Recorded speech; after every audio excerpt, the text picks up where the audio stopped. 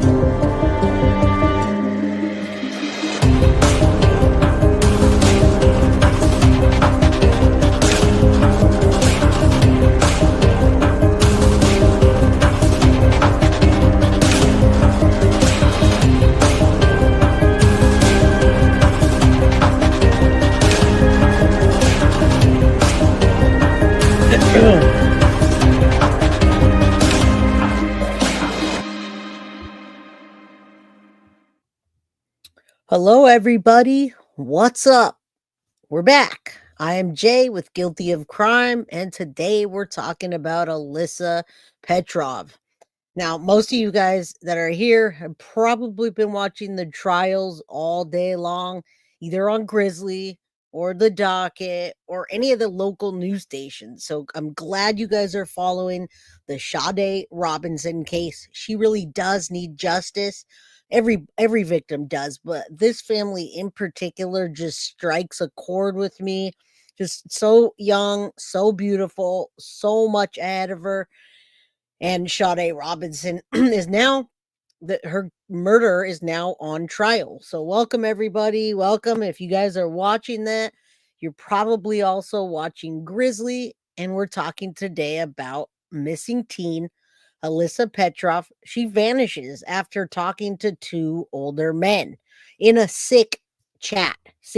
All right. So I believe that this is very urgent and she's in a huge danger. And if she is still alive, she's in huge danger, you guys. So let's put her up here so you can take a look.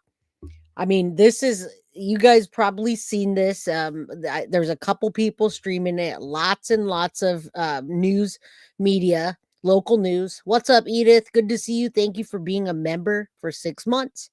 Deanna, good to see you. South Jordan, Utah. Must be close to you. Good to see everyone. What's up? One Love, Revolution. How you doing, my friend?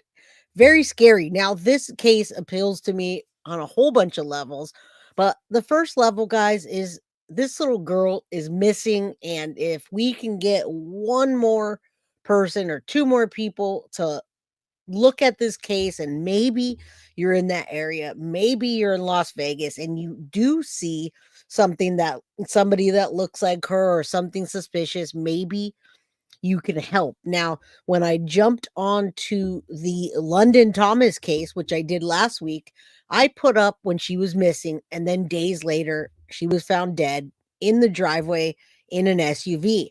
Now, with this there's an update, right? So first, if you don't know anything about this, this is Alisa Petrov. Where is she? Last seen April 21st, 2025, 15 years old, vanishes after sick messages. It reminds me of Delphi as well, with the girls talking to predators that they don't know. Now, update, I see people in chat. Update, third man's arrested, and that's what we're going to talk about.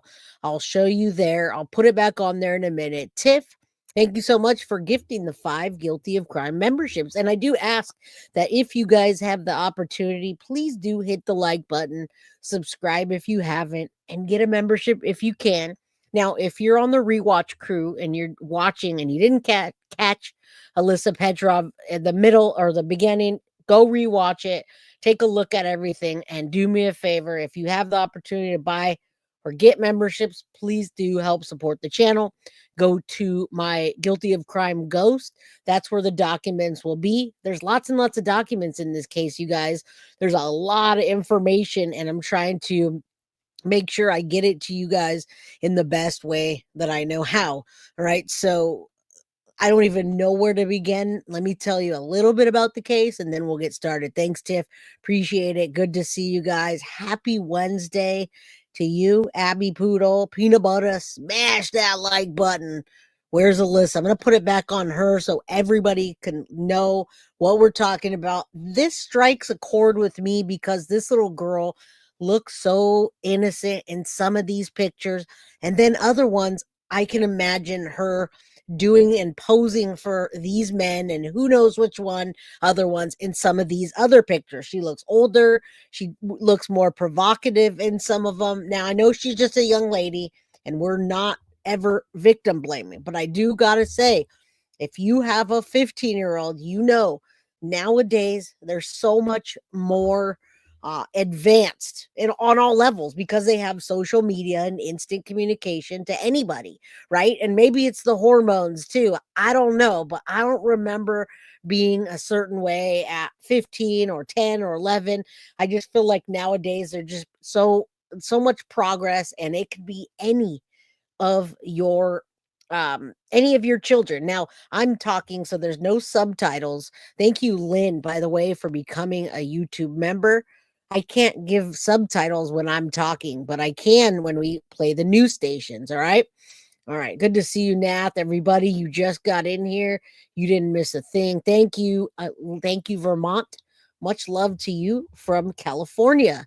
All right. Now, yeah, even if your children are grown, Suzanne and everybody here, it just doesn't seem to get easier.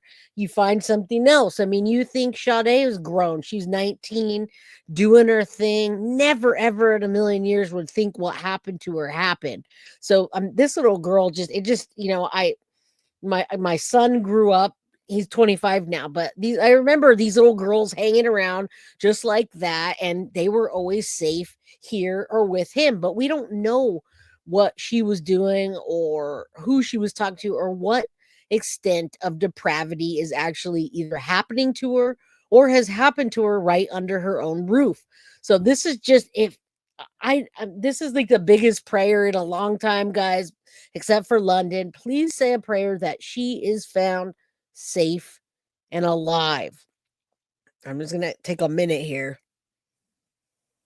because this is one of the cases that caught my attention early and hopefully yours early enough to be able to find her unharmed, essentially, right? She's probably not totally unharmed because if she's with any of these people or any other men that may be connected to this SA, and I'm gonna speculate here, this probably is some kind of SA trafficking ring. I do believe that. I do believe there are multiple people involved outside of that, of the three men. Okay, so let me just tell you quickly, April 21st, because it has so many twists and turns.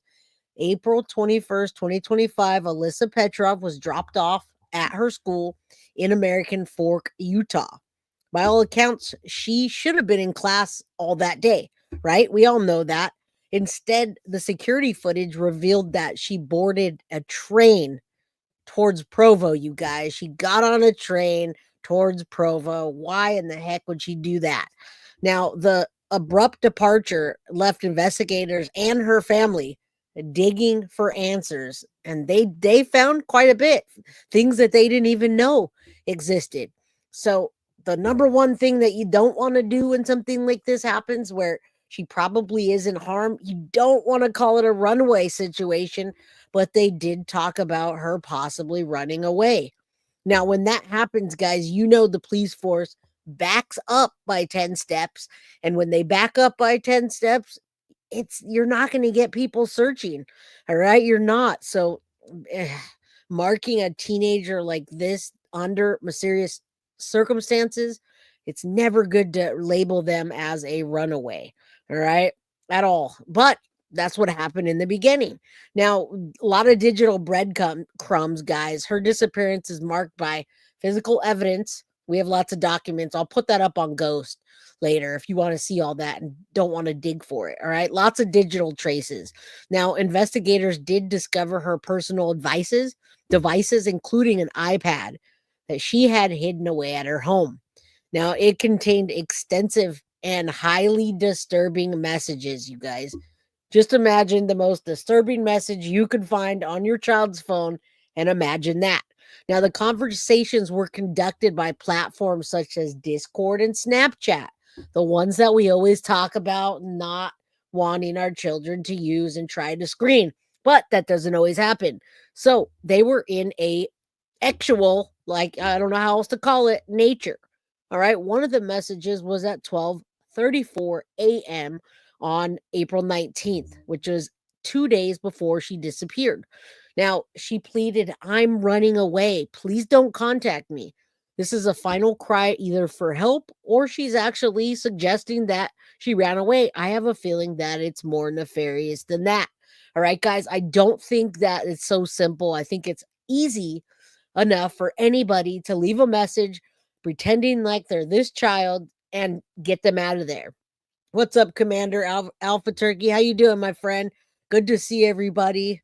Good to see you guys. Love you. Don't forget, hit the like button. If you leave, hit it on your way out if you forgot, because that's the only way that we can get this into the algorithm. And we want that because there's not a lot of YouTubers yet following this. All right. I did see Grizzly, and, we know her. She works like 20 hours a day. Thanks to Grizzly for getting this out there. All right. So here we go. No, ma'am, you are 15 and not free to run away just yet. Right.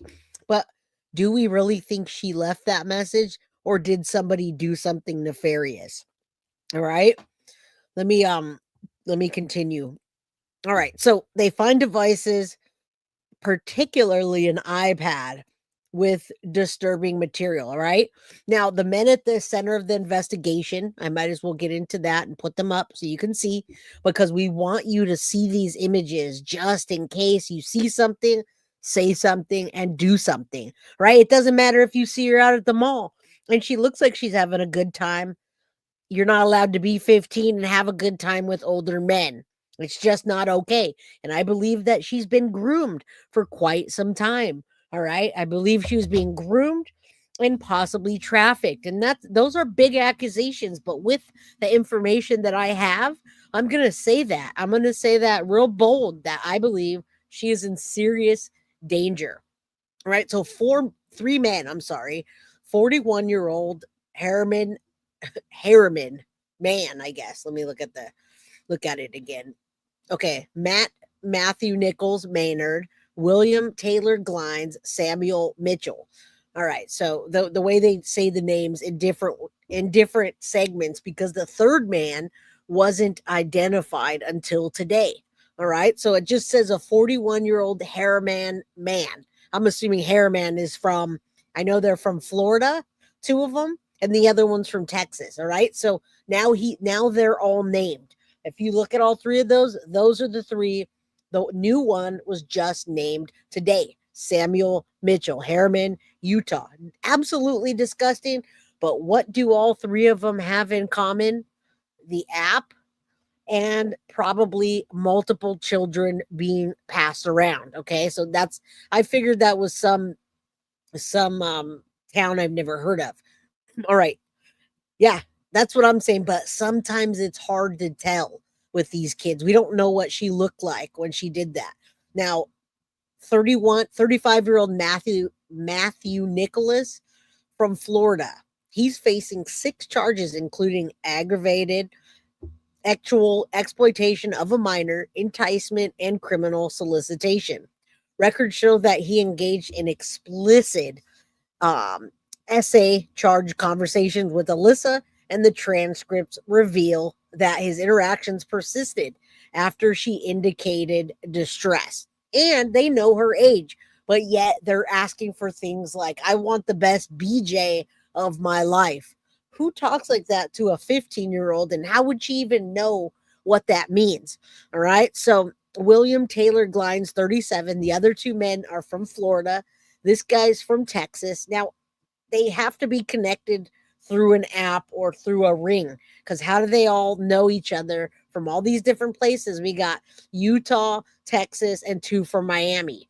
All right. William Glines is charged with a series of offenses ranging from aggravated essay exploitation to attempted exploitation and criminal solicitation. Now, his communications with Alyssa were similarly disturbing, guys. All right. Lots of details in it that we're going to reveal. Together, all three of the revelations of these men or monsters lead up to one thing, guys. One thing, that Alyssa is in danger. All right. Definitely in danger.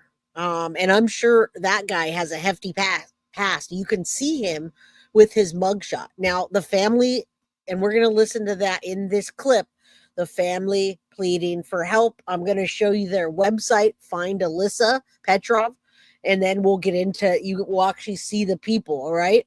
Now, law enforcement worked to piece everything together, which they did work fairly quickly because this was less than 7 days ago. The family's desperate and they've got a reward for $20,000 in hopes that one of you, and there's a lot of locals, may have a tip to return her safe. All right. They want their daughter returned before it's too late. And so do we. Too late can be anywhere between already being too late and happening tomorrow, tonight, today. We don't know. All right. So, beyond the immediate tragedy of her disappearance, the case illuminates broader dangers lurking in these online spaces that we talk about all the time. So, technology for children is a lifeline, but it's also a gateway into anybody that we don't know. All right. Law enforcement agencies in Utah, Florida, and Texas are collaborating closely, which isn't that easy. All right. In this digital age, parents, educators, and community leaders got to work together. All right. To fortify safety nets for your children, my children, everybody's children. So, South Jordan Police Department leaves their number and a case reference. I don't know if it's on here, but we'll put that up in a bit if you guys don't have it.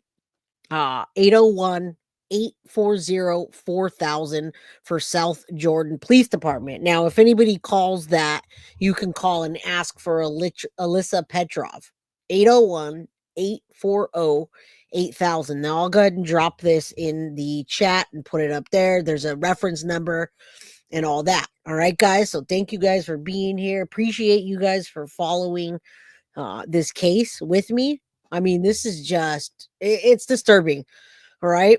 Now, it's definitely a reminder about the dangers of not only social media, but these devices that we give to our children and that their friends give to them or whoever to communicate.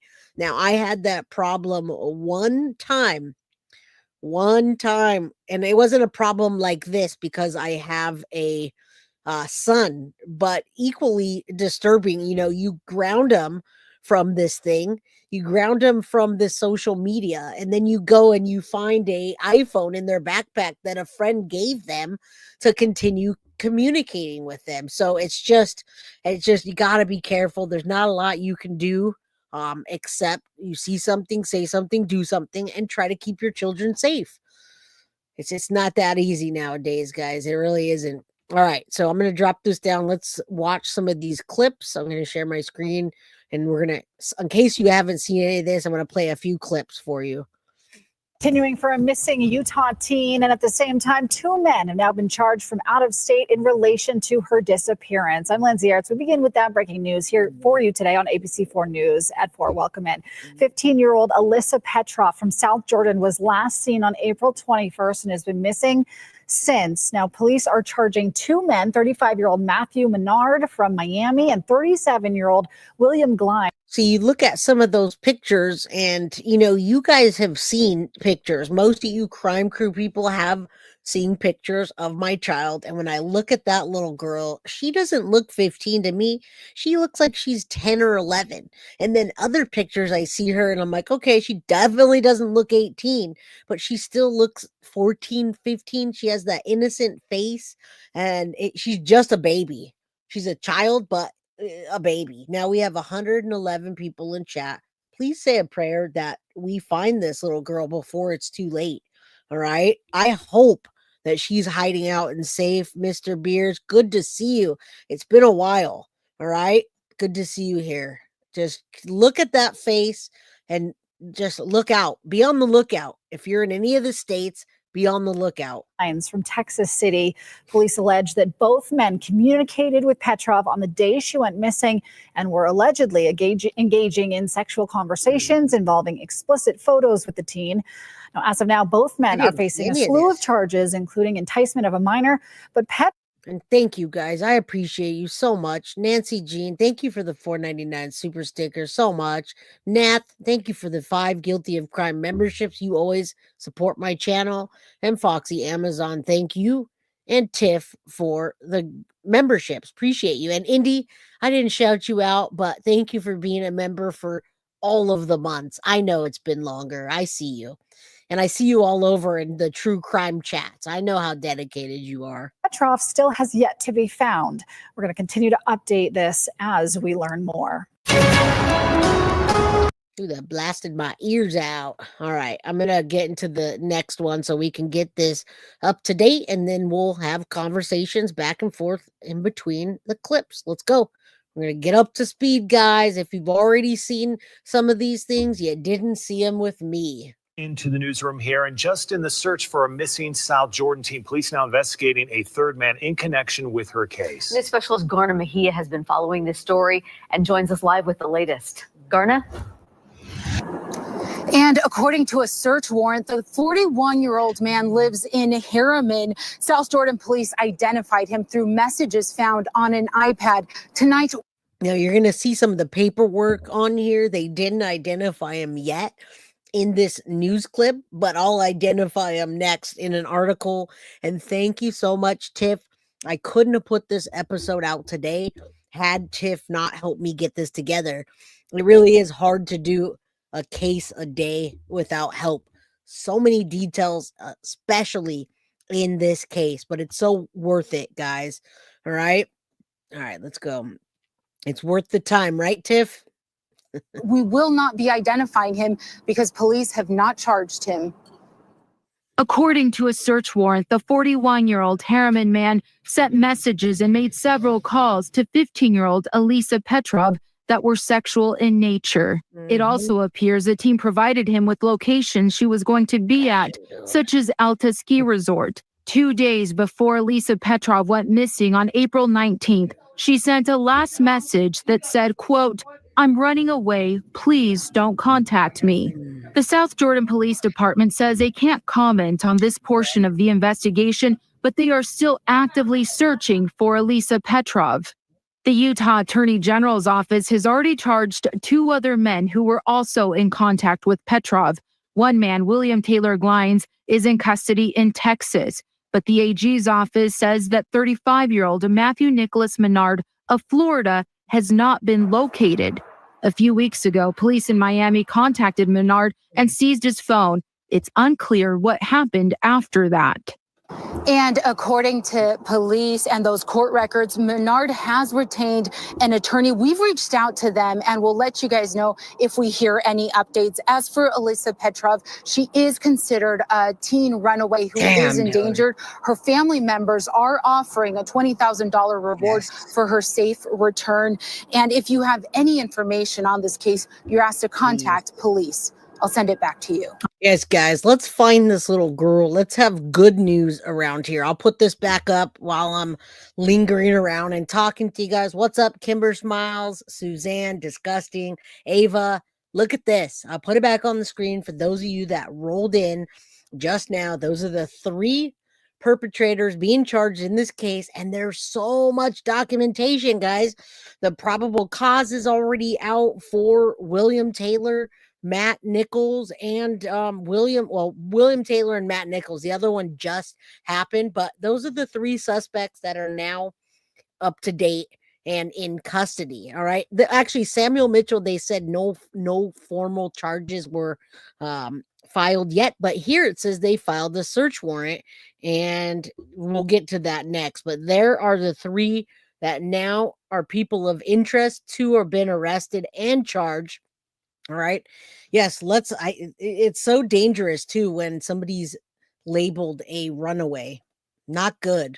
Not good, because the people that are looking or talking are like, some people you'd be surprised to say, oh, she's probably just out there hanging out with these men, not even knowing that something's wrong. So here it is. Here is Utah man 41 message 15-year-old days before she disappeared. All right. So this is in Salt Lake City. They filed the search warrant after identifying the third man, which we're going to talk about now. He had contact with Alisa Petrov, 15, last seen in Utah, April 21st. Samuel Mitchell, 41. That's a guy they weren't naming. Of Harriman, Utah, was reportedly communicating with Petrov through Discord, according to documents. Officials found numerous alarming conversations. Some of them are stated in the documents. I'm not sure I'm going to get to reading that today, but according to the conversations stored on the app, Mitchell and Petrov discussed meeting in person, and Petrov reportedly shared personal details with the suspect and asked him to kidnap her, guys. No, this is not a joke. That's what it states on the warrant. At one point, the suspect shared a phone number with Petrov, and that number was identified as belonging to Mitchell. Right? These guys are sick. You know what? Just after midnight on April 19th, that was the last message from Mitchell. We just talked about that. I'm running away. All right. So this is not good. There's a case number and case and reference number in case you guys need it. Right. So there she is. Again, she looks a little bit different in each photo, but she's just a baby, guys. Just a baby. This is just, it's hard.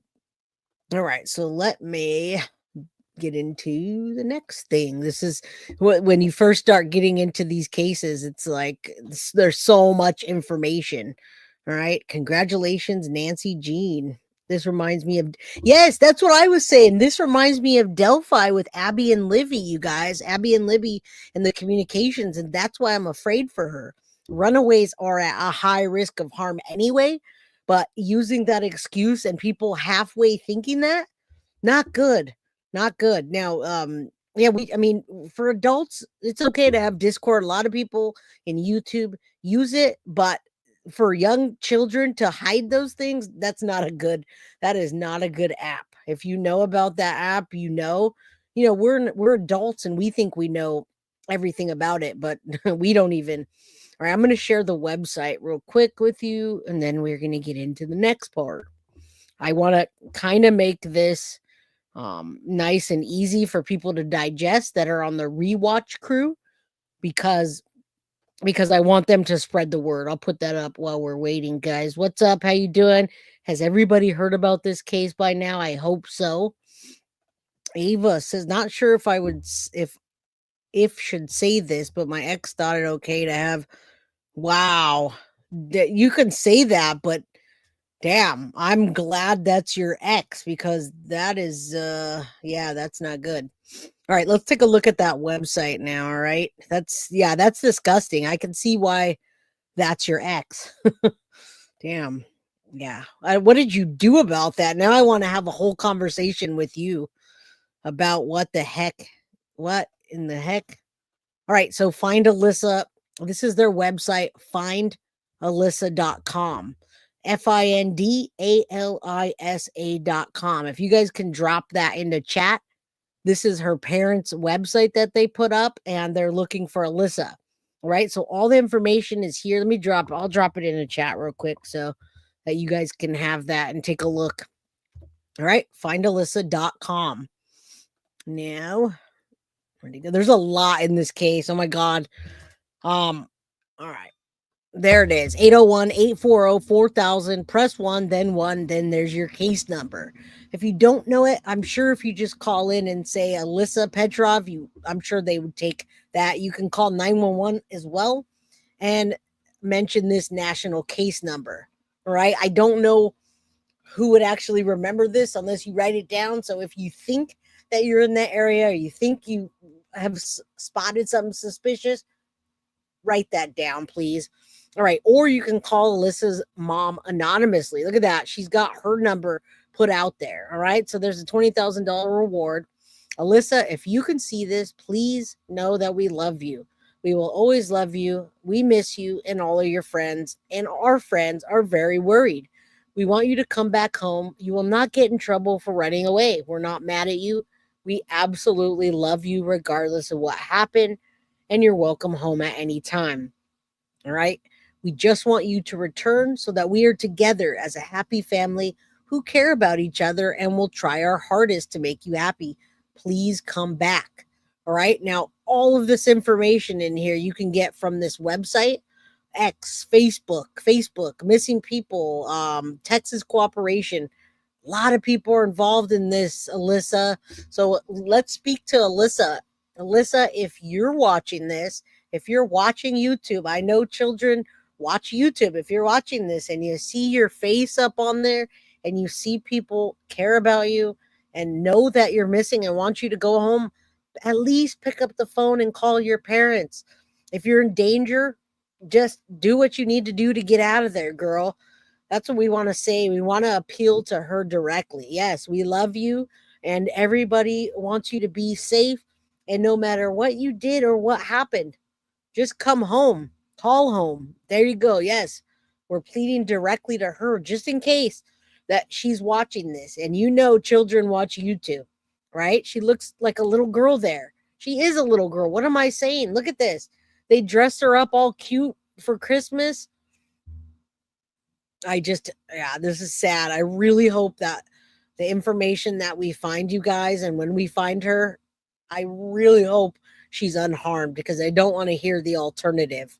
All right. This is just a little girl growing up, and I hope she makes it to be 19, 20, whatever. Oh, all right. All right. Let's get into this. I had a crime watch. I'm sorry. News watch. What is that? Hold on. I'm going to just play this one. Shanitra Speaks. I did have a law and crime one, but hers is just so much better than that. So we're going to go with this today so we can get the most information out there. Let's start with this. Talk to that girl, Alisa Petrov, the day she disappeared. Documents say they both knew she was only 15, but still engaged in sexual conversations with her. Petrov is still missing tonight, and police are looking for her to figure out where she was last. On April 21st, 2025, 15-year-old Alisa Petrov disappeared after walking out of her school in the town of American Fork, Utah. This video shows Alisa the morning she left home, getting into her mom's car. Alisa was last seen later that day exiting a train in nearby Provo and has not been seen or heard. So the good news, you guys, is that they have cameras and video, and they see her, and they see that she's going to wherever she's going. I don't know where she would be right now if 3 men are in custody. So how many men are involved in this, guys? And what do you think? All right. What do you think? Synth, thank you so much for the $5 super chat. If you're trapped, pull a fire alarm or scream fire. If you're ever around others, you will be saved. Hence the case where the guy was locked for how many years was he locked for? To 20 or 30, some crazy, the House of Horrors. He faked a fire and he got out. She is a year older than my youngest son, looks older, and girls do. Yeah, excellent idea. Yell GUN, yell fire, do anything you can, play nice. Play nice with these people, but make sure you escape, or you tell someone, or you do something. Please. This case, I just can't. I just don't want to imagine this any other way than I am right now. And I'm imagining that we're going to hear that they found her. And I'm hoping and I'm praying, because I don't want to be reporting on her being dead, you guys. I don't. From since. April the 21st, 2025 started off like any other day for the Petrov family in American Fork, Utah. But by the end of that day, their world would be changed forever. 15-year-old Alisa was dropped off at school as usual. Her parents, Olga and Nikolai, went about their day expecting their daughter to be safe in class. What they didn't know was that she had other plans. Now, Alisa was described as bright, bubbly, and full of ambition. She dreamed of one day studying forensic science and was already enrolled in advanced courses. Her warm and outgoing nature made her well loved by many, but also vulnerable to the wrong kind of attention. Now, her parents were very protective. They monitored her phone, checked her messages, and warned her often about the dangers of being too trusting. And by the way, guys, this is from Shanitra Speaks. I definitely tagged her in it. I saw her in chat earlier. And just go over and subscribe to her. Her content is phenomenal in my opinion, and the way she puts it together. I mean, she doesn't do live streams, so it's just bap, just full of information. Like I said, I had a law and crime one, which I might play a little of, but hers is just top notch. So go over and subscribe to @Anitra Speaks. All right, now, what do you say? Does everyone know the international sign for help? A thumb tucked into the palm and 4 fingers flicking up. I think that is the up and down over the thumb. Isn't that the signal that Grizzly always does, you guys? And if you don't know it, I think what you're saying is the 4 fingers and then flicking. I'm not sure. With that description, I'm visual. I'm going to be doing this. Sorry about that, guys. All right. That's what we're going to say to the 3 guys when we see them in court, right? Man. All right, let's keep going. These guys, I do feel like they're involved in some kind of bigger trafficking ring, though. And I don't say that lightly. Online. What they didn't know was that Alisa had a secret.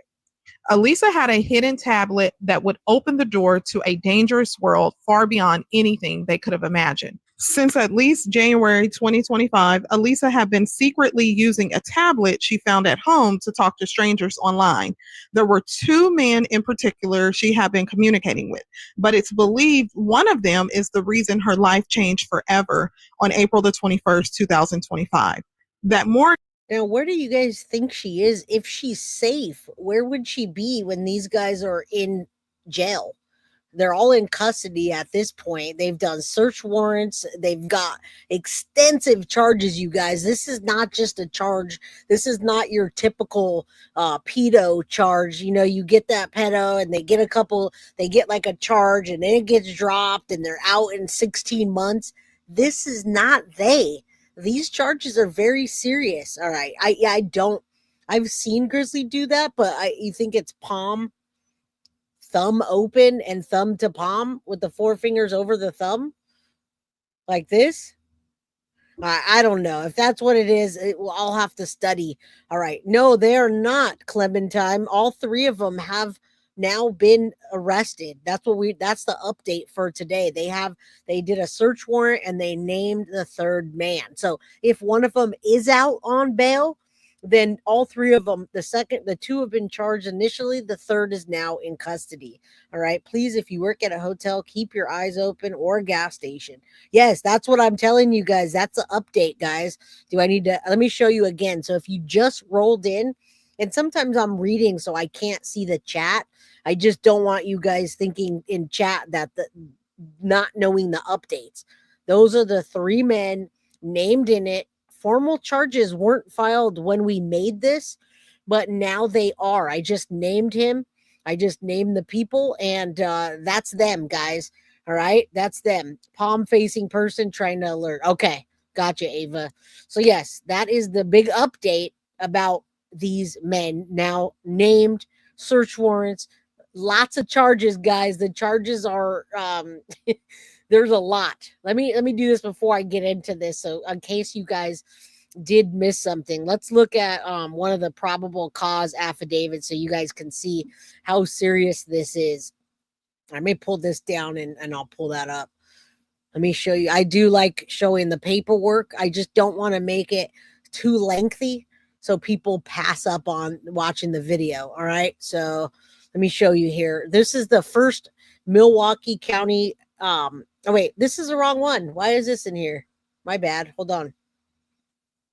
Wrong one.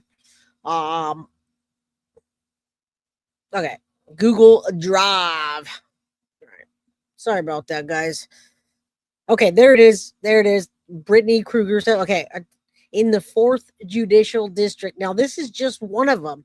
This is William Taylor Glines in Texas, and you can see all the information there. I don't want to play too much of it, but let's take a look at these counts together, guys.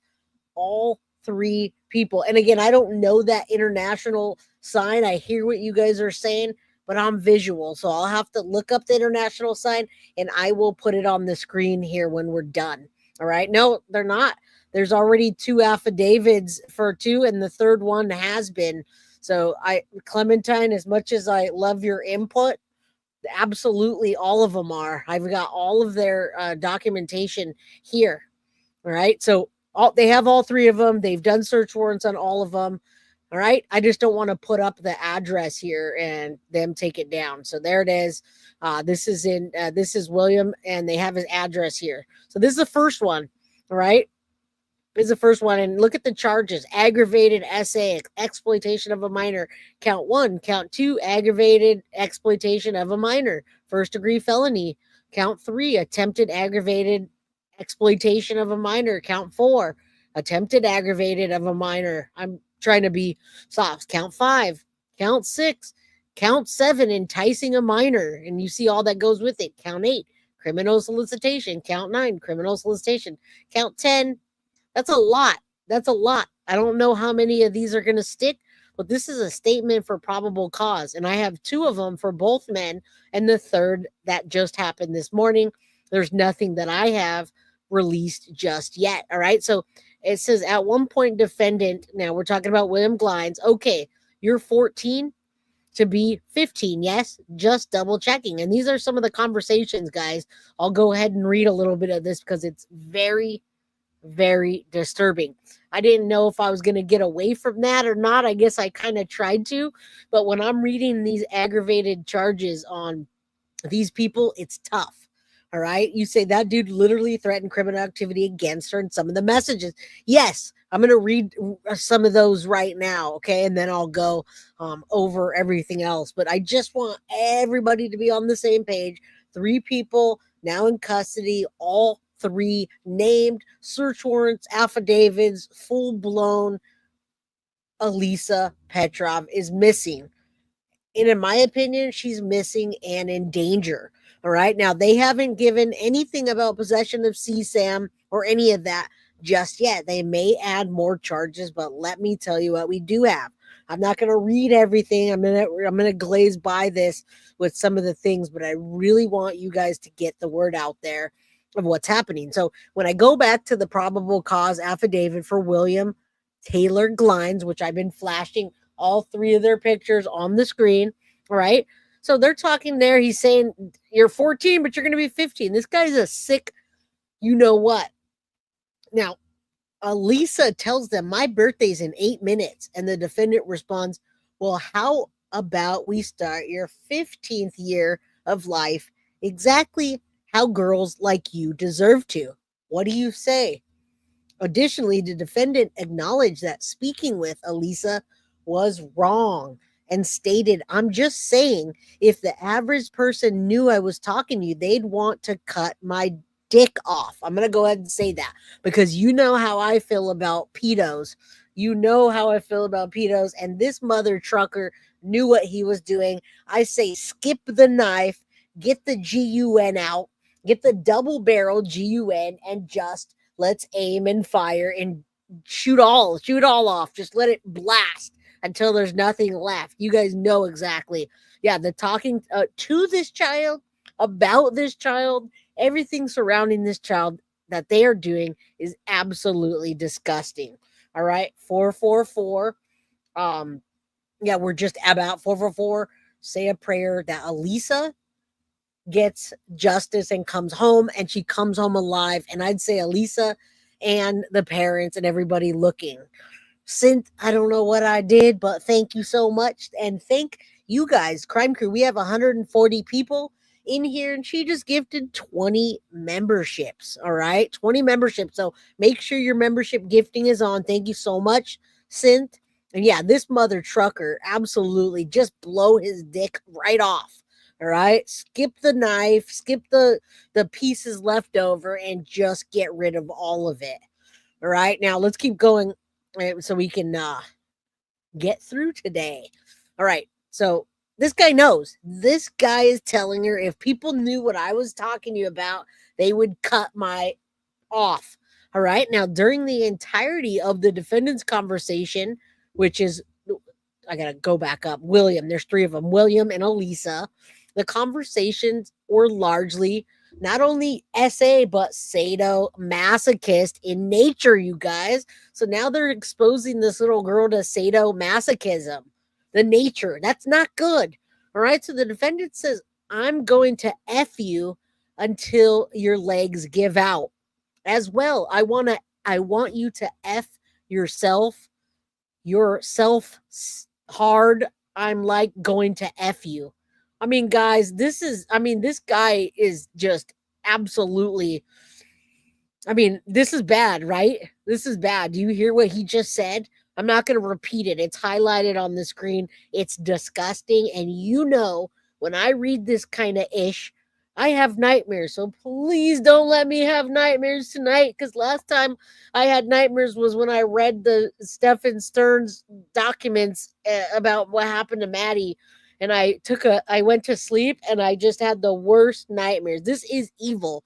And it's hard to report on evil, you guys, but you know that I cover the hardest cases. That being said, let me continue to read this evil POS's shit. The worst of the worst. All of these guys and anybody included in this. This is one thing I cannot tolerate. How were their conversations from their platforms? Because this was the iPad, and there were certain things that they were able to recover. They took everybody's devices and dug in. Now, sometimes the conversations may be on text messages. Some may have been backed up. Some may have been screenshotted, but they got it. What is up, my beautiful Leo twin Sharon? Good to see you, my friend. This is rough. So buckle up, okay? Because we're just getting started.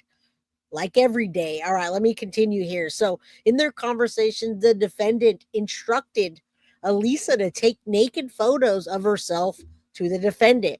Now, in one instance, this sick piece of garbage says, I want you to stand in the corner and set a timer for 2 minutes and drop your pants and panties and put your hands on top of your head and stand there in the corner like you're 5. And I want a picture of it. In the second instance, the defendant told Alisa, next, you're going to make a video for me. Point your phone at the corner and start the video. Stand in the corner with your hands on your head and arch your back. Stick your ass out, count to 50 Mississippi, and drop your panties. Come on, guys. The defendant sent a picture from upper thighs to below her breasts, wearing only pink underwear, to which the defendant said, get those titties in the picture. Then the defendant sent defendant 2 images of CSAM, guys. There it is. We're going to call it CSAM because that's not even a thing, the child PORN. All right. The defendant says, I can't wait to F that ass. And then it says, when you sick, bad, it goes in. So now when you bad, it goes in your ass. This is what he's telling this little girl. The first image was a torso and exposed breast. Second image, bare buttocks. And I got to say, if my mods haven't already said this, please, trigger warning. Right, Sharon, you just walked into missing teen Alisa Petrov, 15 years old, vanishes after talking to older men in sick chats. This poor little girl was considering self-harm. She may have run away because of the shame, but I don't think so. It's a good possibility. I hope that's the case, but trigger warning. If you know what, let's do this. If you come over to Guilty of Crime ever, just assume there's going to be a trigger warning. I will definitely do my best, but I got to say, most of the time when people just see me, they know whatever I say is going to be a trigger warning. I do trigger people with the conversations that I have on here and in real life. So trigger warning, if you go over to my ghost page, trigger warning, a huge trigger warning, because the shit that goes on that page is for not YouTube. All right. It's not for YouTube. That should scare off anybody. You would think, right? Oh my God, I didn't think of that. I hope this is true. I didn't think of that. I hope this is true. Yeah, trigger warning, guys. All of this is just disturbing. All right. So, like I said, just know if you're here, you're probably going to need a trigger warning. All right. So, CSAM. Now, the defendant says, I said this part, torso, buttocks, at times, their chats expressing feeling extremely uncomfortable and anxious, sending pictures and photos of herself to the point it made her want to self-harm, you guys, which is what I just stated and posted. All right. Defendant now threatens to punish Alisa. Remember, she's 15 years old, guys. If you just rolled in, she's 15. And they're now threatening her to punish her if she doesn't comply. Now, in one instance, she refuses to send a picture of what the defendant has requested and asks for punishment instead. The defendant then directed her to find anything long and wooden, like a ruler or piece of wood, and if she did not have anything like that, to use her hairbrush or a wire hanger and beat herself with it as hard as she can. The defendant said, "I'm a sadist." This is a 15-year-old girl, guys, all right? Danielle, I research true crime every day, and this is one of the cases of nightmares. Absolutely. Absolutely. All right? So these are just some of the messages. This is just one of the documents in the many, which I'm going to put up on Ghost for you guys. You can read it, research. For you that I just posted up in here, Danielle, if you're on my site, go get the information all in one place. All right. I'm a baby boomer and life is a trigger warning. Good to see you, Miss Odin. It's been a while. You know, you look really good in green. I hope you get a membership, my friend. Yeah, we'll leave that up while I read this. All right. Now we're requesting grounds for no bail. That's what this is what I'm talking about, Clementine. So I'm not sure when you saw this, but the state is asking for no bail on this person, this demon. All right. Defendant's charged with 10 counts. We went all over those and on and on and on. Everything's in here. CSAM, research shows internet offenders who CSAM are significantly more likely to abuse children in real life. These are all the reasons why they don't want him out. This is signed and we're out. I request that a no bail arrest be authorized. Now, you guys let me know if they did get out on bail. Did I miss something? I don't think so, but if I did, let me know. Tiff, if they got out on bail, anybody got out on bail, please let me know because I did not know that. All right, so that's a probable cause for William. Now let's look at the probable cause for the other piece of trash. All right. The next one is Matt Nichols Menard. All right. So we're going to look at this and then we're going to get into all of the things in the cases. All right. This is from Utah. I don't know what county. I have no idea. All right. All right. So you guys, that was just the first one. Now this is the next defendant. The other one doesn't have information yet as he was just named today. So they call him Matt Menard. I don't know why they use his middle name. Date of birth, that's all they have. 1989, right? He's 35 years old talking to a 15-year-old. Now you can see all the counts here, and I'm assuming there's going to be more dirty talk here. This is not even dirty talk. This is just outright vile to a 15-year-old from a 35-year-old man, guys. All right. Thank you, Synth. Guilty. I just sent the sign to your email. Okay, thank you. Thank you, Synth, for the $2 super chat, and thank you for the sign. I'll get to that when I'm done reading. All right. I don't know, but let's keep going. Your trigger warning to everybody and anybody that's watching this. All right. Aggravated essay, exploitation of a minor, and on and on and on. Count 1, count 2, count 3, enticement of a minor. Count 4, criminal solicitation. 5, same thing. 6, same thing. All different acts as a misdemeanor in this one. Some of these are misdemeanors. Demand for forfeiture of property. All right. Now this one's probable cause statement. April 2025, a child whose identity is known to law enforcement as Alisa Petrov. I'm not going to go through all about this, but they began the investigation based on what we said. Now this is the NCMEC is who we want to donate to. All right. Now, the defendant, Matthew, via social media, internet, the NMEC located a social media account which showed that the defendant or Alisa had been communicating with the defendant. So if you can drop a link in chat, thank you. I didn't even have to say it. Please. And I missed the thing. There was a fundraising thing this weekend. I did not stream, but I am going to put them up on one of my more busy streams for the NCMEC because this is important All right. Yeah, go take a break, Ava, whoever needs one, because this is the next probable cause affidavit for Matthew. I'm just going to call him Matt Maynard. All right. So let's get into some of this. And then the third defendant, we don't have all that yet. At one point, the defendant says, "Are you secretly 15? LOL. What the F? Of course. Yepers. I'm actually in middle school." Now, this little girl, that shows you her level of maturity when she says, "Yepers. I'm in middle school." She's in middle school. She's not even in high school. She's in middle school. Not that it makes it any better, but this is just awful, right? This little girl's talking like a little girl, and I'm sure they love that. Now, during the entirety of the defendant's conversation, they're largely sex nature. After learning that Lisa was a minor, the defendant said, "But for real though, when we meet, we gonna be effing all night."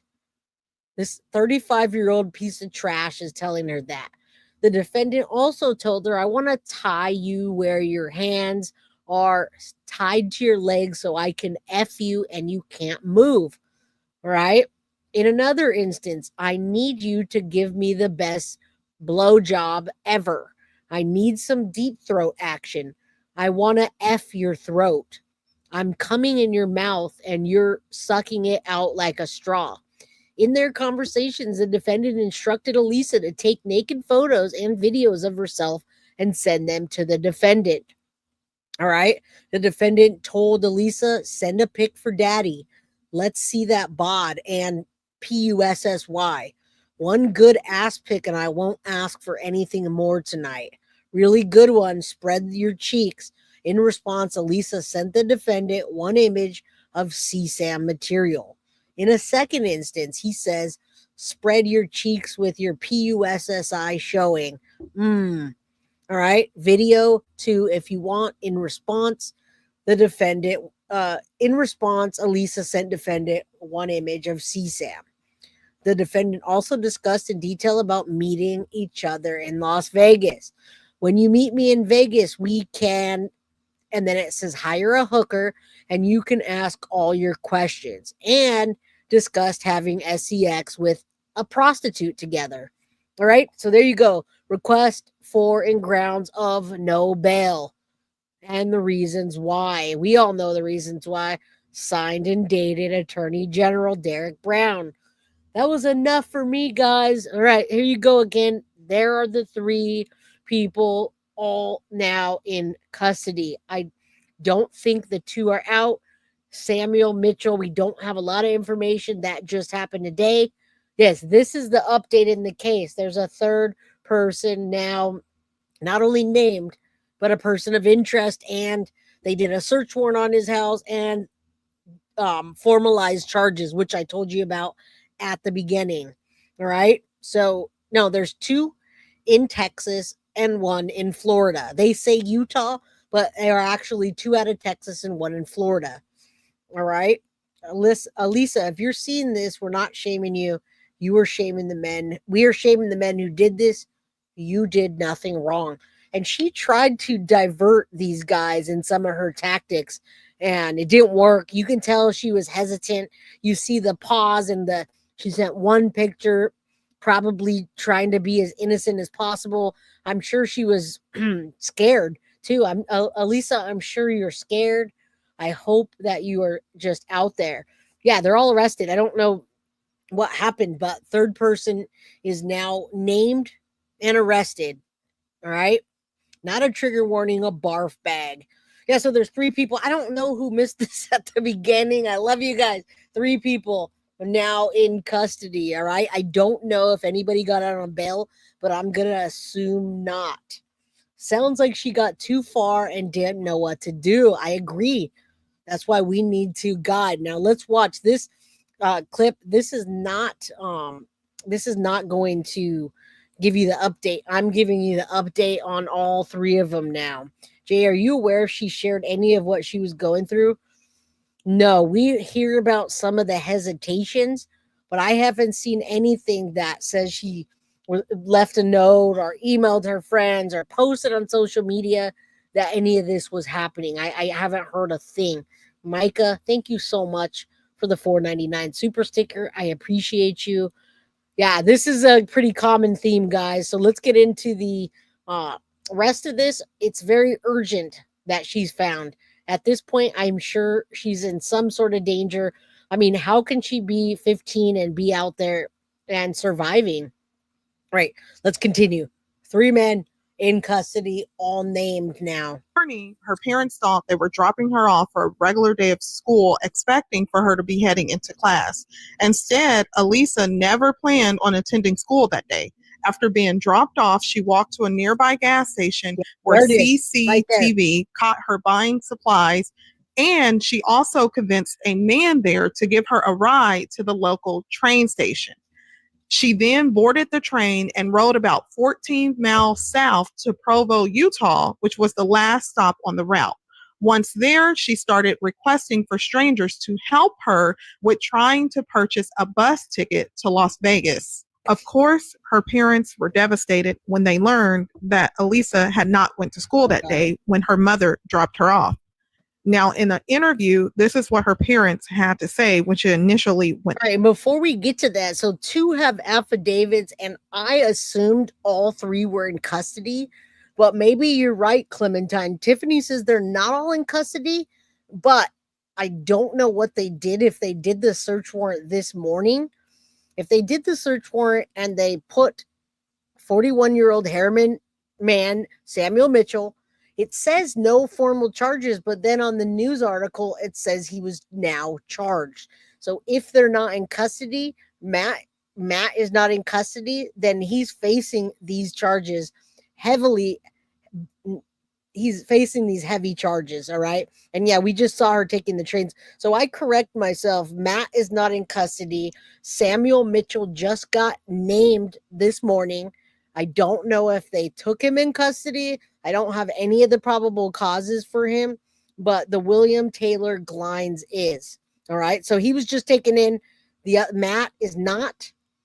Okay. So just William is in jail right now. We'll get that straight. Thank you, Clementine. William's in jail. Matt's not. And Samuel just got named this morning. They talked about a 3rd arrest yesterday, and they barely named him today. All right. So Matt took off. I didn't have any updates on that. I apologize. This is the first episode, and there's so much to it. So there you go. All 3 people named, 1 in jail. I hope he's in custody. The other one's running, and the other one was just named. So I'll keep you posted on that. Let's keep going, all right? Let's get back to this.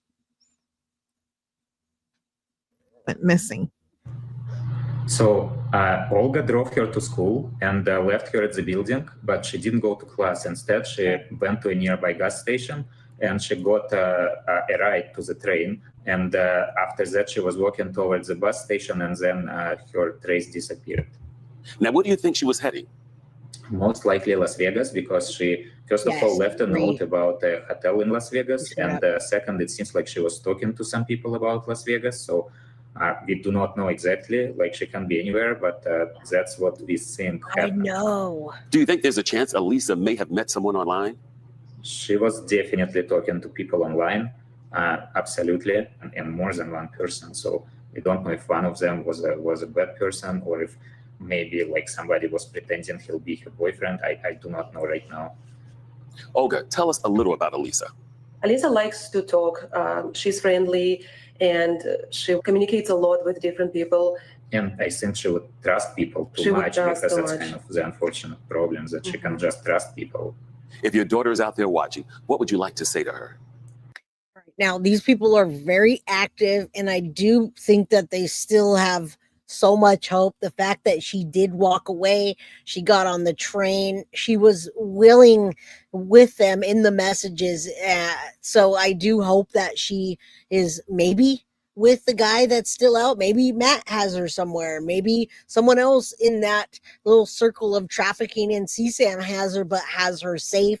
Best case, they're using her for their pleasure. That's the best case, that they're doing what they're saying they're doing, but they don't harm her any further. Now, I hope she's not harmed at all, but with those messages and her being gone since the 21st, That's a lot of time that she's with any of these men. Now, Vegas is a hub for trafficking. Yeah, I didn't even mention that. That I forgot to mention. And the reason is because there's so much prostitution there in Vegas. All right. So they don't like to be called that. They like to be called sex workers. Maybe that's the wrong term, but that's what they called them earlier. Alisa, please come back home. We are still waiting for you. We will not get you in trouble for running away. We just want you to get home. Everybody is missing you. We are all really worried about you. Like at least call us so that we know that you're okay.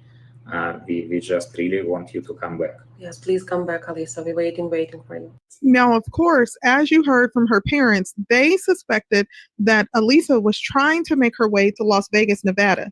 But that leaves the question. Where is she? And where has she been for 6 days, 7 days? Come on.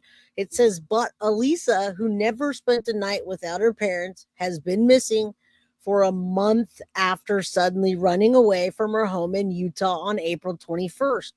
What her protective parents didn't know is the 15-year-old had dug an ancient, long forgotten iPad out of the dusty box. I like the wording here, and hid it in her dresser. Under their noses, two men allegedly slid into her Instagram. Now, somebody was asking earlier what apps.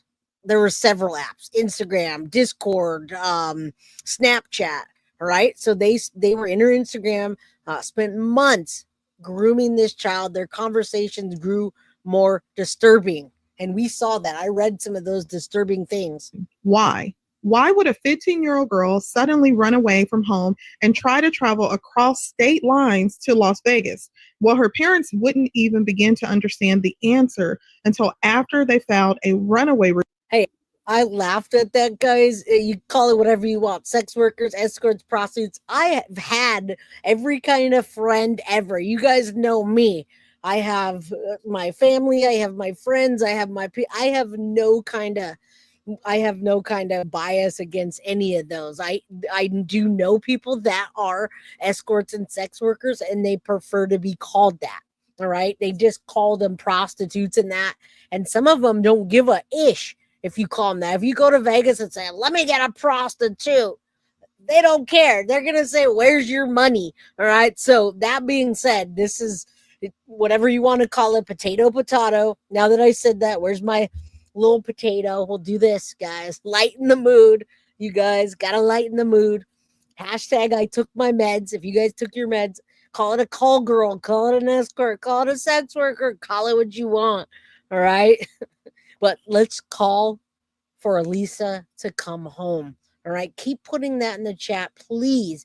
Keep putting in the chat. Come home.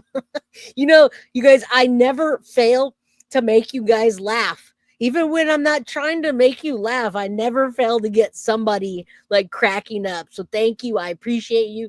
We have to lighten the mood sometimes, especially when we're covering a case like this. Yeah, whatever you want to call it. I'll give you $2. Give me my change, whatever. All right, let's keep going. We want to bring Alisa home safely. Report and police searched their home. That's when everything began to unravel. What her protective parents soon learned is that 15-year-old Alisa had dug an ancient, long forgotten iPad out of a dusty box and hid it in her dresser, giving her secret access to the online world they had tried so hard to protect her from. Although Alisa had her phone with her, it was that hidden iPad uncovered during the police search that exposed the disturbing digital trail she had been hiding. Alisa's online digital. I am so glad, guys. And I know we're an hour and 8 minutes in. And thank you guys for hanging here with me. You could be anywhere else. There's now 150 people in here. Thank you so much. Yeah, it's the oldest profession in the world. Absolutely. Hey, you got to make a quick buck. You got the goods. They got this. Diana L says, you had an audience in my living room this morning. They love you too. Well, thank you, Diana. I appreciate that. I hope I was on that big 75-inch TV. Afterwards, go put her picture up there. Put it on and look at the missing information, please, and share it. Digital trail revealed that Alisa had been secretly chatting with men online. According to police records, these men slowly gained her trust, building a disturbing relationship over time, encouraging her to send nude photos and engage in explicit conversations that no child should ever be exposed to.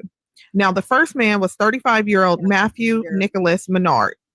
Police affidavits show that Alisa had been communicating with him as far back as January the 17th, 2025.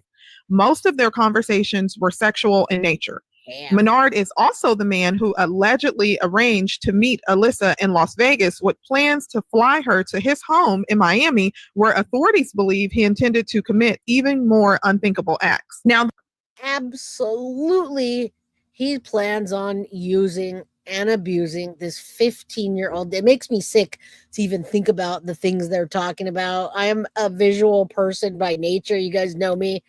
I love my art, anything artistic and visual, but when I read these things, that's what gave me nightmares last time. Happy birthday, Maggie Gomez. Big shout out to you. All right, and Tiff, thank you for putting that. Sometimes I need help during the cases, especially with this. This has puzzle pieces everywhere, guys. There's a puzzle. It's just my screen is filled with stuff. William Glines is in custody in Galveston, Texas, and charged. Samuel Mitchell is in custody in Utah as of 12:58 p.m. No charges yet. The other guy is just running around. Maybe he has her. Maybe she'll come home. I hope so. F's me up. I know it does. It messes me up bad.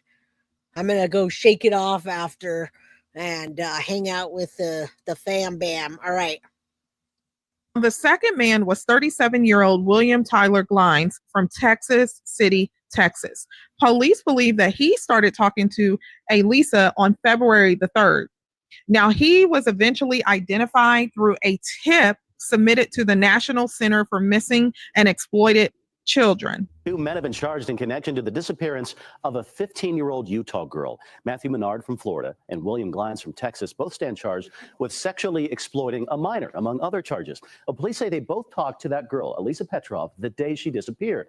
Documents say they both knew she was only 15, but still engaged in sexual conversations with her. All right, let me give you a little information before we get here. And I love having her picture flash with the information. Now, listen, under the mystic moon 1111. And now that I said those numbers, say a prayer that this little girl comes home with a minimal damage. All right. That being said, as we stop, don't forget to hit the like, get a membership, subscribe, all of that stuff.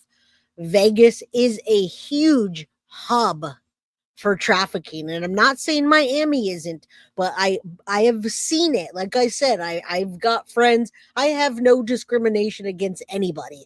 I have friends that have been to prison. I have family that's been to prison. Everything. I know sex workers. Whatever you want to call them. They go to Vegas. These guys are married and they fly from Florida into Vegas to meet these girls and these women, mostly women. They literally take a flight, go over there, do the prosty. I call them prosties because they like that better, the ones I know. All right. So it's Vegas. And then they go and hire more. Now, Billy, absolutely right. Best case scenario, she's alive and well with that dude. He's got lawyers already wherever he is. All right. Thank you for that piece of information. I did hear that. But with all the other information, I'm like drowning in it. Sharon, thank you so much for being a member for 12 months. Before the internet, there was a late night. Call me if you're lonely, 99 cents a minute. I'm sure nobody looked like that in the picture. No, they were all a bunch of heifers behind the phone.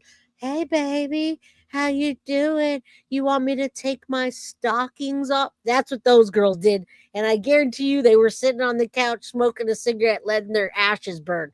I still wish those guys would be calling that number instead of doing this. All right. So, yeah, thank you for reminding us. And thank you for being a member for 12 months.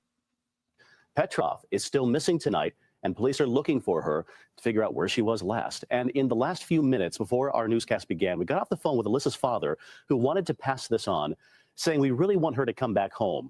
We want to be a complete family again. Of course, we'll keep you updated as we learn more about Alisa's whereabouts. Now, although both men have been charged, with the disturbing messages that were uncovered in Alisa's iPad, it's important to note that she is still not found. One of the men was located and arrested. The other, Matthew Menard, who goes by Matt, he is still not in custody. As recent as yesterday, this was the update provided by. So there it is, guys. I love every single one of you. That's it. Sometimes you guys don't have patience. I don't have patience either, but some of you guys don't have patience. What happened? What happened? I tell it in the beginning, you come in, then you're like, I'll be right back. Then you come back and you missed it, and there it is again. All right. All right, let's keep going. Got to keep it light. The news. Matthew Menard of Miami, Florida, was chatting with Alisa, 15 years old, before her disappearance. According to a search warrant, Miami PD contacted Menard, and Matt admitted to having conversed with Alisa. The warrant also shows that Miami PD seized his phone as evidence and shipped it overnight to South Jordan police. Despite this, Menard's whereabouts are unknown, although he has attorneys representing him in Utah regarding the charges filed against him. Now, the news indicate that they have reached out to his attorneys who filed as counsel on May the 22nd, 2025. A Utah judge issued a warrant for Menard's arrest on May the 20th, 2025. However, as of yesterday, he is currently still not in custody. Now, immediately when the news broke that Alisa has still not been found and that Menard is still not in custody for the inappropriate messages that were found in the iPad, people had questions. Some of the questions that people had was, thanks for updating, but how do we get custody of his phone but not him? He must have another phone or. Yeah, especially the guy that is the monster that's in custody, you guys. That guy looks messed up. Most monsters don't look like that. So when someone says they look normal, monsters don't look like monsters, all right? And I don't know. I don't know if I really think I don't know what normal means, but these are the kind of guys that are married, have kids, and they go out and they pay the money to do the thing, and they fly here and they fly them there, but they're also trafficking. Had they just done that and kept a 15-year-old out of it, why not go and get a prosty and say, hey, let me get a prosty. I'm in Vegas. Just make sure she looks young for my stupid fetishes, right? And I'm not trying to shame anyone for a fetish, but these guys took it way too far, and I really hope that they are charged to the fullest, and I hope that Alisa comes home safe, but I really hope they don't get off on, they got 18 months or something. Prepaid phone.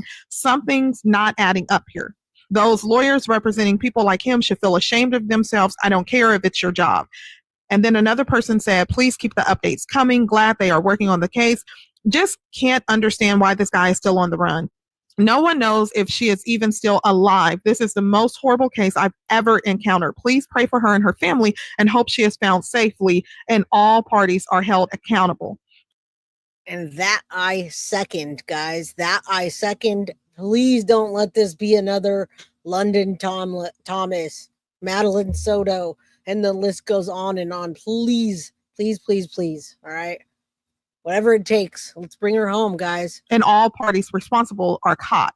Now, it's important to note that although they were able to locate and apprehend one of the suspects who was having inappropriate conversations online with Alisa, the other suspect, Matthew, although he's been charged, a warrant has been issued, he's still not in custody. Why he is not in custody, that is not clear. But in addition to this, it's also important to note that police are not sure if Alisa was able to go to Las Vegas. What the police have said is that they do not know where she is currently at, and this is why she is currently listed as an endangered person. Yeah. Now, the probable cause statement was released, and of course, yeah, you guys heard that. I tried not to interrupt as much as I could on this, but although they said that she's a runaway, they're considering it because she said, I'm going to run away. So they've got to put that into place, but they're considering her to be in danger by the conversations being had. I mean, these guys are talking about effing her until her legs fall off and turning around and putting it in her, you know what? This is not good. This is not good. This is a nightmare for anybody, whether you have kids or whether you don't. Now, what if another predator scooped her up? I think there were more people in this trafficking ring that were involved, and that's a possibility. All of the above is a possibility. That's why the sooner anybody sees her or calls in tips or anything, the better for her. The more time that goes on, guys, you know how that goes. Of course, a lot of people have been curious about the nature of the conversation between Alisa and these two men. Now, the probable cause statement was released in regards to one. Now, I have two of them. Third one hasn't been out yet. And I've flashed these three guys multiple times. I know some people leave the room. I'm going to do it again, guys. Matt is still out there. He's lawyered up. William in the middle is in custody. Samuel Mitchell, 41, was just named this morning as of 12 o'clock or 12:58. No charges have been filed, and we don't have any documentation. But those are the three men that are currently involved in this case, all right? Let it sink in for a second. There you go. Or the other side, there you go. All right, let's get back to it. You know, I love and appreciate you guys. I'll say it again and again and again. All right, let's keep going. Of the men, and they did show the very inappropriate conversations that were occurring, and this is why Matthew Menard had the warrant issued for his arrest. Although Alisa is still missing and she has not yet been found, there was a warrant issued because of this inappropriate relationship that he continued to have with her even after knowing her age. So he didn't give two craps about that. He was hoping she was probably younger. And you guys, it's always our pleasure when a creator stops by when we tag them in the content. So thank you, Shanitra Speaks. She says, yes, it's 3 now. When I did this a couple of days ago, it was 2. I did write an article about the 3rd. I'm so glad you're covering this. And I'm so glad that you're an awesome creator, Shanitra. I appreciate you. I appreciate how you're a good sport and you let us use the content you're cool with. I appreciate you. Keep staying that way because YouTube streets are tough out there, right? But as long as you're here, we have your back, and we're going to go over there and flood your page too, okay? Appreciate it. Here it is. The statement of probable cause. In April 2025, a child whose identity is known to law enforcement hereafter, CV1, went missing. So throughout this probable cause, when you see CV1, just know that that is going to refer to Alisa. Okay, so here it goes. In April 2025, a child whose identity is known to law enforcement hereafter, CV1, went missing.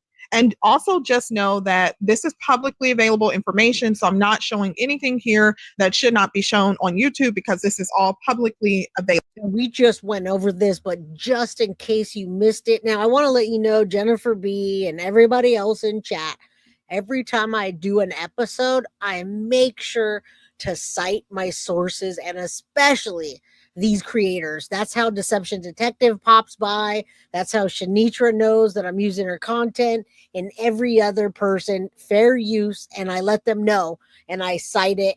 I cite my sources. So if you miss a link during the chat, it's always going to be in my description. Go over to my description, check out the links if you miss them in my episode. But I do always tag them in there, and if I forget, I go back and I do it later. Sharon, my Leo twin, thank you for the $4.99 super sticker. Good to see you, Carrie. Andy Isham, good to see you, my friend. Good. Jennifer B, there you go. Shanitra, there's another wonderful guilty of crime person going to your site. We love the synergy. I know I do. All right, let's keep going. This is awful. Trigger warning. There's a little bit more of this. Available. And then it goes on to state that law enforcement began an investigation into CV1's whereabouts. The National Center for Missing and Exploited Children located a social media account for CV1, which showed CV1 had been communicating with defendant Matthew Nicholas Menard via the social media application. Now, the defendant verified at different points throughout his conversation with CV1 that he was aware CV1 was a minor. At one point, defendant asked CV1, "Are you secretly 15? LOL." To which CV1 responded, "WTF, of course. Yepers, I'm actually in middle school." Now, during the entirety of defendant's conversation with CV1, the conversations are largely sexual in nature. After learning that CV1 was a minor, defendant told CV1, "But for real though, when we meet you, we're going to be all night." Defendant also told CV1, "I want to tie you with your hands are tied to your legs so I can, and you can't move."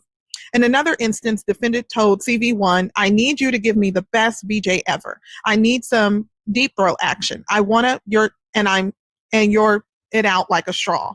So this statement of probable cause summarizes the inappropriate text message exchange that was found between Alisa, who was 15 years old at the time of her disappearance, and Matthew Menard, who we know goes by Matt. These conversations, again, were found in the iPad that her family was unaware that Alisa had gotten access to because they thought this was an old family iPad. It was ancient. It had family photos in there. That is the only reason why they kept this iPad. It became known to them after Alisa disappeared and the authorities came to the house to gather additional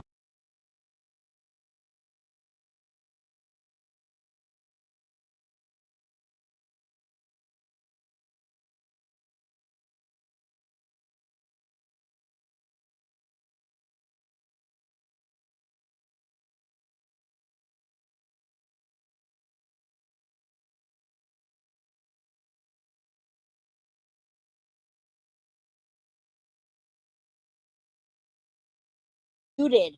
Reese. Sorry about that, guys. You guys know, I know. I'm muted. Okay. Shanitra says, "I was very disgusted with those messages." I had to pause because you know who came in. I'm here. I'm back. I'm not muted anymore. That happens to me every time you know who walks in the room. All right. So give me some grace. Yes. Yes, Synth. Exactly. All right. Let me say this again. Shanitra says, "I was very disgusted with those messages.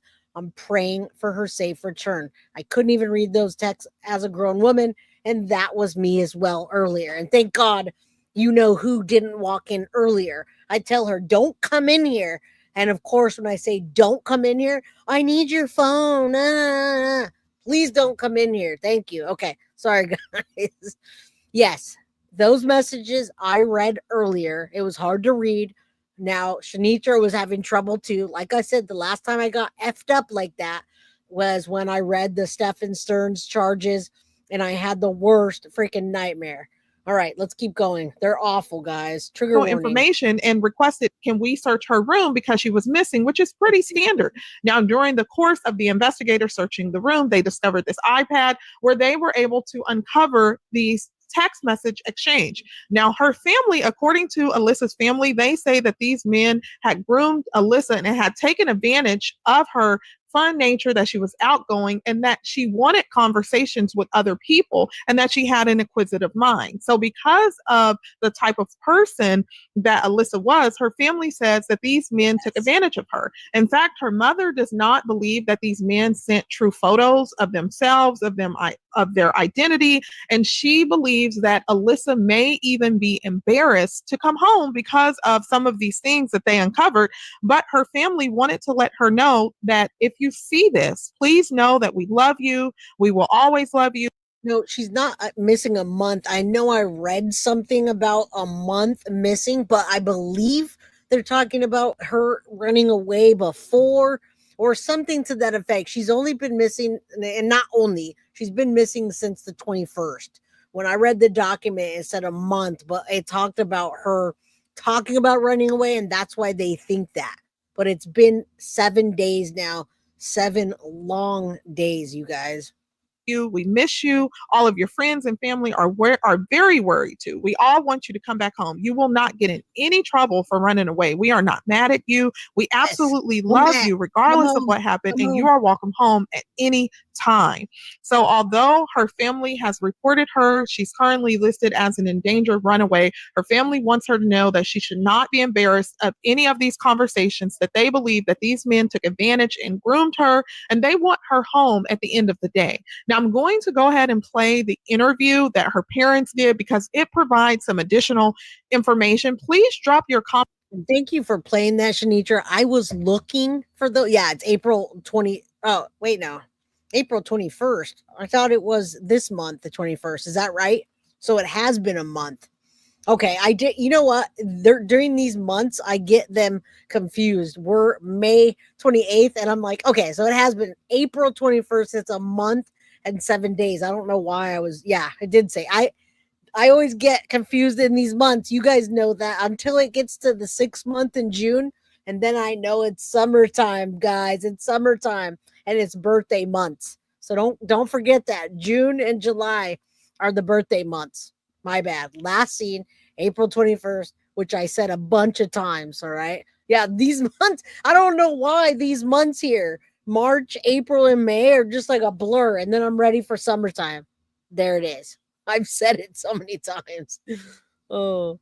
Comments below and let me know what are your thoughts about this case. Of course, it's a very sensitive case. I've seen comments already online that have posed some questions about where was her parents? Did they know this was going on? And her parents have responded, no, they didn't know, that she got a hold of an iPad that they were unaware that she had. Why was she having these conversations? Her parents have addressed that to say she had an inquisitive mind and she often would speak with strangers. This was just a type of personality that she had. Her parents are unsure where she's at, and nevertheless, they're requesting for her to return home.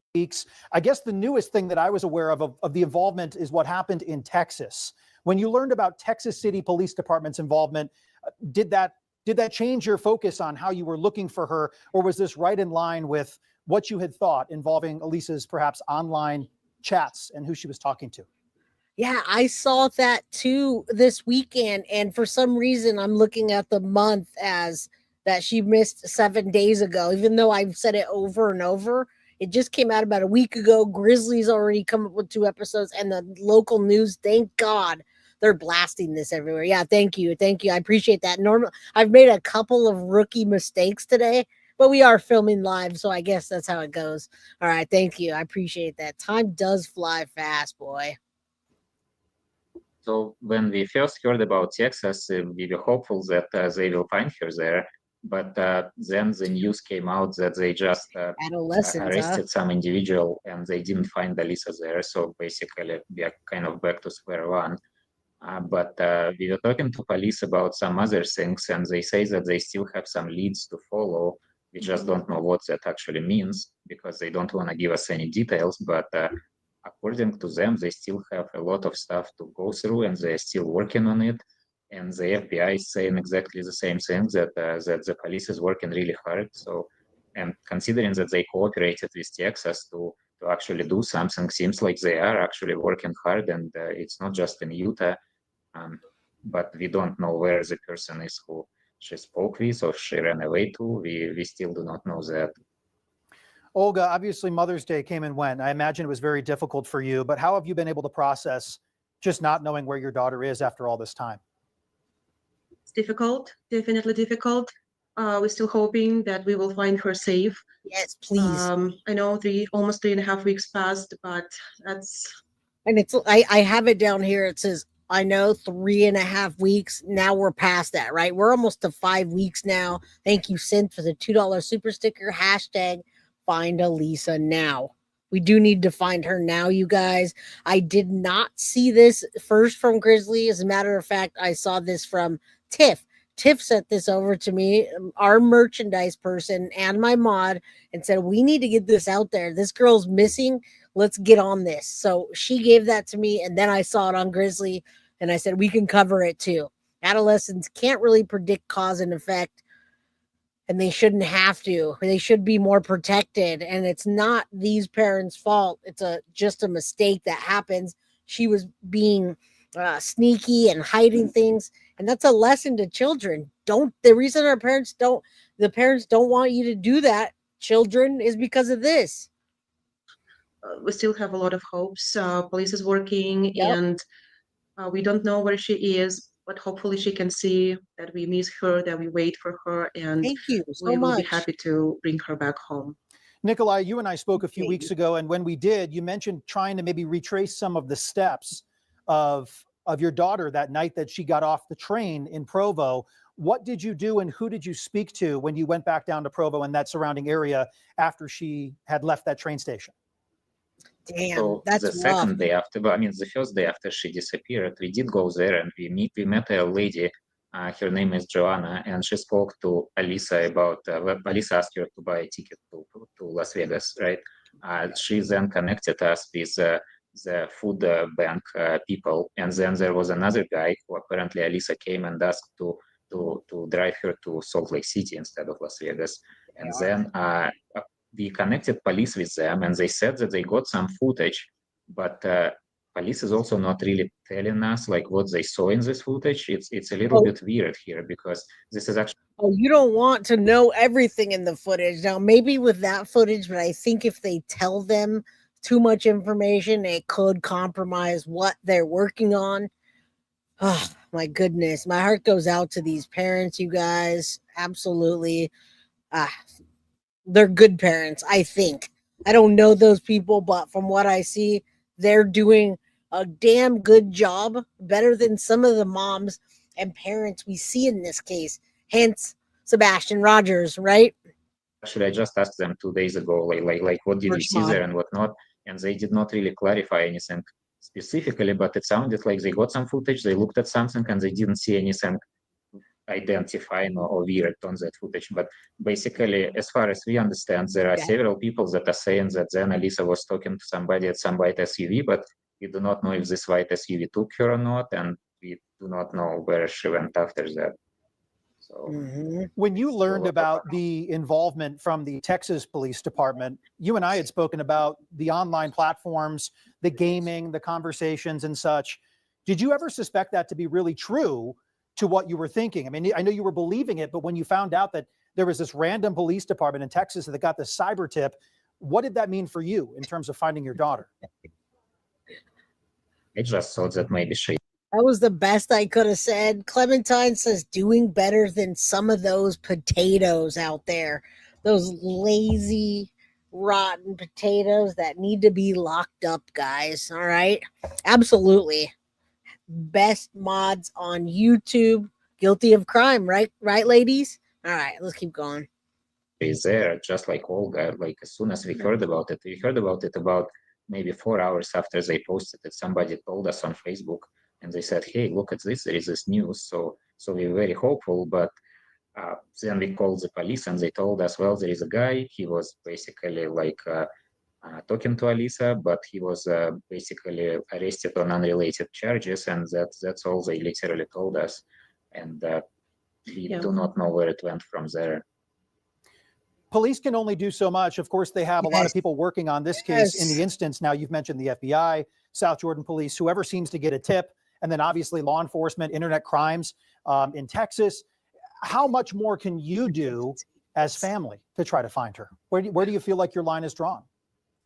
That's the problem. Like basically, police doesn't want to actually comment on anything. Like we spoke to them and we asked them, would it help if we put like billboards or something?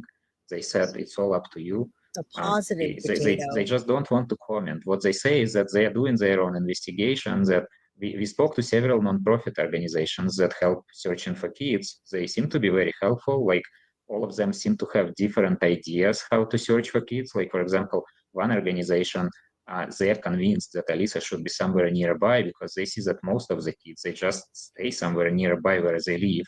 Then we have another organization, they're convinced Alisa is in Las Vegas. I spoke to another one yesterday, and they have some kind of like internet-based searches that they do. So everybody does something differently, basically. And all of them had some success in the past, which is very helpful. And it seems like since they're doing it from different angles, maybe it actually increases the chance that she will be found. It's just that right now, from our perspective, we don't even know what to do. Like last week, because this guy who said that she's nearby went to some Starbucks. I only went to about 15 of them, so actually 20. But basically, he said, why don't you just talk to Starbucks employees and see if they saw her, like if she's nearby. I spoke to them and nobody saw her. So basically, then we tried to figure out what else to do. And right now, we are basically not even sure what to do. So Nikolai, since the very beginning, you created the website to try to have the pictures out there and the information, but also you've had the reward. Has anyone reached out to you to say that they believe they have seen her? Well, so here is the problem. So people that are trying to help, they say that they don't even care about the reward. And we had one guy who was very helpful. He was a trucker and he saw somebody who looked like Alisa. He didn't speak English, so he called me. And then basically I spoke to him. I called the police. I translated what he was saying. We were also very hopeful because he said it just didn't seem to make sense that this girl was like a daughter of the guy who was driving her. But police said that they actually found the car. They basically spoke to the driver and the girl in the car, and they realized it's not Alisa. So they did a phenomenal job of finding them. So it seems like. And this could drive anybody crazy, you guys, chasing leads, especially ones that just are unfounded, random people. I mean, so many little girls can look like this one. I just went and, when I go to the school or whatever, and I see all these, like, they all look like that to me. All right. Yes. Well, let's give it up for the positive potato. This is the positive potato, not the rotten one. Okay. All right, let's finish this up. We've been here an hour and 40 minutes. I can't believe it. Like they're doing a lot. It's just that we do not know where to focus. But besides that, we had a lot of scammers, which basically, like the most common scamming technique is basically give us some money. Usually it ranges between $3,000 and $6,000. And then they say, they'll tell you where Alisa is. And they say it's 100% Alisa. But we already had like 20 tips where they send pictures and they look very similar, just not exactly the right person. So it's really weird right now. So we are still hoping somebody sees her. Let's basically police know and they find her. Like, it's just that everything takes time. Like, even in that example with the truck, he gave us a hint around 3 p.m. or something. I forgot what it was, but they only found the actual car like a few hours later. So it's hard to listen to everything without kind of reading it. And, they have age restrictions on all of the platforms, guys. That the platforms now, not all of them, but a lot of them. And all you got to do is just change your date. If you're born in 2014, you just say, hey, I was born in 1999. Bam. I mean, these kids are smart enough. So age restrictions, that's not even a thing. And yeah, I can't even believe I believe what's happening to these parents, and I can't imagine people calling and giving them tips, probably wanting money, even ones that aren't related to the case, just people, random people. Yeah. Well, Nikolai and Olga, we're doing everything we can here, of course, to try to keep this out there so people can see it. If they see the photos, if they recognize something, to not only call police, but also get in touch with you to let them know you believe that there may have been a sighting. So, and be wary of those scammers. We hear about it more and more and more of people trying to take advantage of a situation. All right, guys. So there we are. Hopefully you've got most of the information. Those are the 3 demons. I was going to call them gentlemen. This is what our goal is today here, is to find Alisa Petrov, South Jordan, Utah, last seen. We're not in April. Note to myself, missing since April 21st, 2025, a month and 7 days ago, or 5 weeks, 15 years old, vanishes after exchanging sick messages. All right. With these demons. Let's say a prayer for the family. Thank you guys for being here.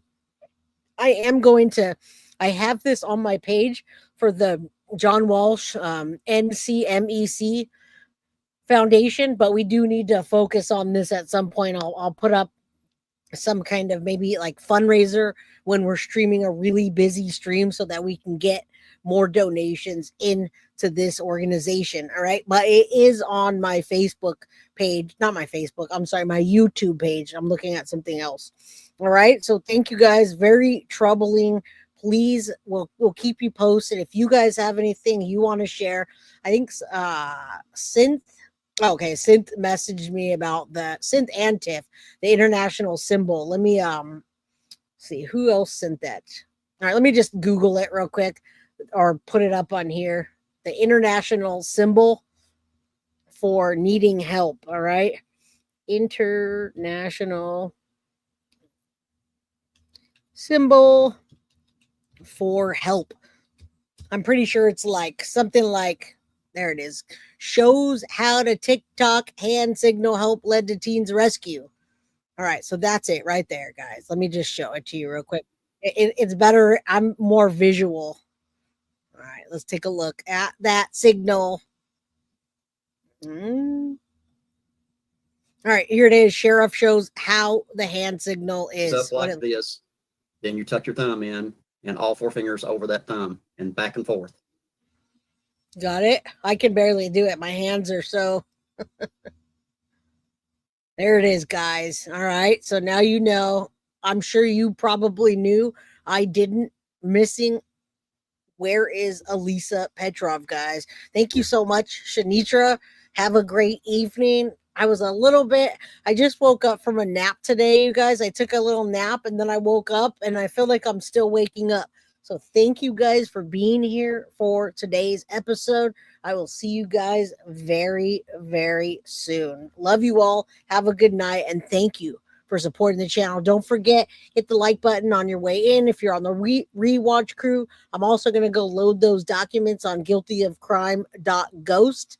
All right. So if you want to look and read those documents for yourself, those awful, awful text messages and all the documents, I'm going to put them up for you and you can go get through there. Now, I do have a Red Bull. I'm still just tired. It's been a daunting few weeks. All right. Good night. Love you. Thank you. Thank you, Tara, Barbie G, Anna Fleming, Clementine. Always good to see you. One love. One love. I hope that you put out a clip of this. I hope to see that. Sint says, just speculating. We're discussing the possibilities. Please take all of Jay's info with a grain of salt and not a stated fact. Yes, all of this is, in my opinion, based on the information that I've given to you and shown you. Have a good night, y'all. See you soon. Guilty of crime. I want to thank you for watching. If you enjoyed my content, please share this video, like, and subscribe.